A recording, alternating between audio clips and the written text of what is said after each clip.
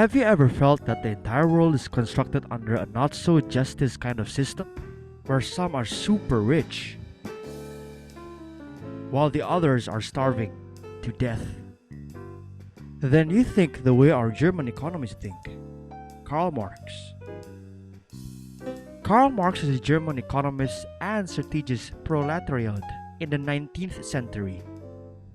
His theory, known as Marxism, explained about class antagonism between two great classes facing one another, the bourgeois and the proletariat.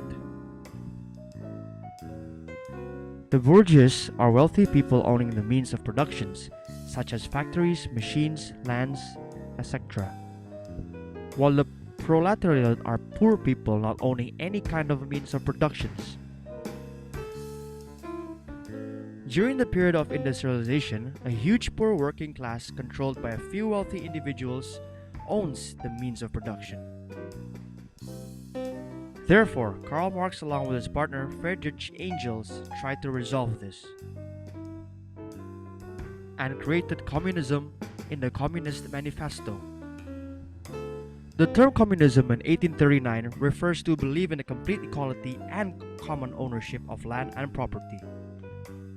Communism is a way of organizing a society in which government owns the means of production such as land, factories, ships, and there is no privately owned property.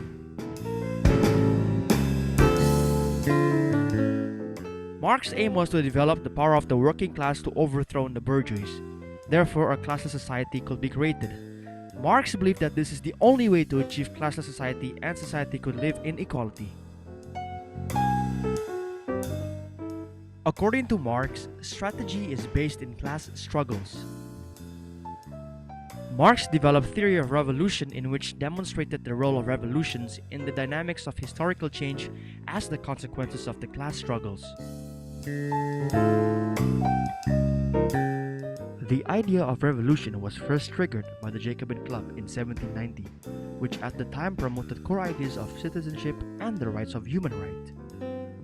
However, it then turned out to be radical in its program and methods, followed by a development of theories of power and balance, has given incentives for revolution and military strategy to develop both international and national affairs. Strategies at the time were developed by professional revolutionaries to overturn the existing social orders. While the development of professional revolutionaries itself was along with the Napoleonic Wars, as a consequence of the Great French Revolution in 1789 and soon became a benchmark for all revolutions that followed. Karl Marx is one of the professional revolutionaries. He is respected for his intellect. He joined the radical group, the Young Hegelians, focusing on the celebration of reasons and freedom.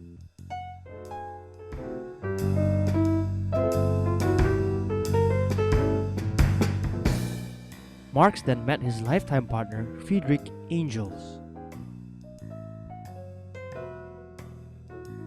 a German economist whose father owns a Manchester textile mill.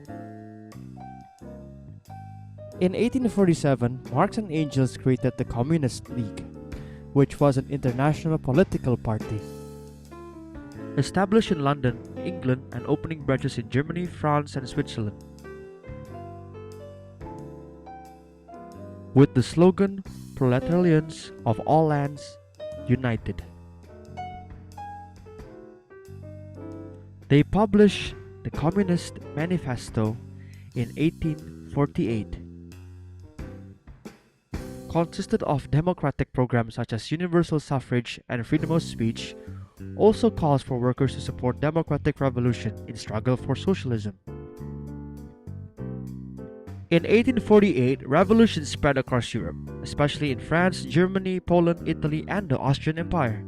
In France, class struggles were sharp and the uprising of revolution was very strong. In 1932, the German ideology was published, which denied the possibility of independent morality, religion, and all the rest of the ideology,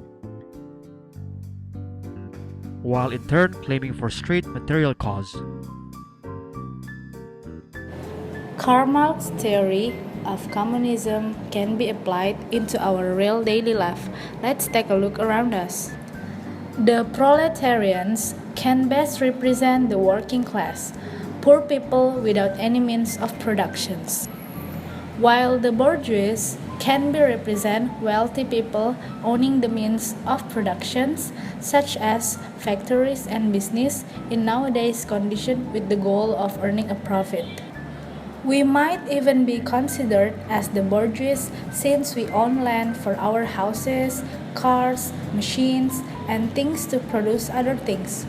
We can also fulfill not just our primary needs, but also secondary or even tertiary. Marx views that the system of capitalism that we live under is unfair. The workers work for hourly small wages that they could not even afford to buy the things they produce themselves, while the employers or the boss becomes richer and richer and continues to suppress the workers. Marx believed that this inequality will eventually spill over into workers' revolution to overthrow the employer and capitalism. Marx argued that the proletarians have nothing to lose but their chains.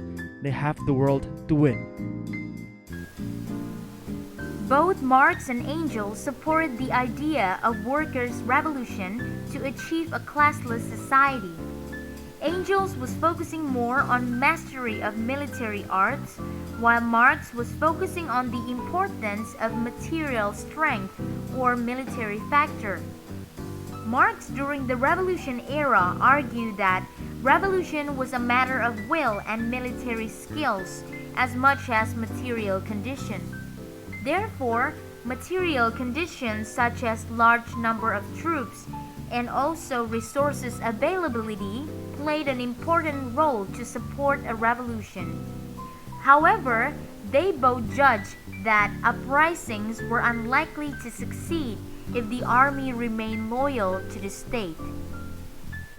Marx and Engels argued for their experience, the importance of military skills. Insurrection is an art quite as much as war or any other. First, never play with insurrection unless you are fully prepared to face the consequences of your play. The forces opposed to you have all the advantage of organization, discipline, and habitual authority. Unless you bring strong odds against them, you are defeated and ruined. Workers could face the consequence of doing insurrection, such as captured by the authorities and being imprisoned. Secondly, the insurrection once entered upon must be treated with greatest determination and on the offensive. It is important to say offensive because Engels argued that the defensive is the death of every arm rising. We should always surprise an antagonist while their forces are scattering. Prepare new success, although small but daily. Keep up the moral ascendancy which the first successful rising has given to you. Rally those facilitating elements to your side which always follows the strongest impulse and which always look out for the safer side. Force your enemies to retreat before they can collect their strength against you. In nowadays condition, workers' revolution could slow down or even cease the business and industrial activities. However, Marx argued that this could be the only way to achieve classless society and equality where capital is distributed evenly. Nowadays, Marx's ideas have seemed to be degraded by the capitalism. All of us live under the capitalist system influenced by most Western countries that is proven to be more effective in creating progressive economy. However, without communism, a huge gap between the rich and poor will always remain. As a conclusion, the theory of revolution developed by Karl Marx was to explain class antagonism between two great classes facing one another, the bourgeois and the proletariat.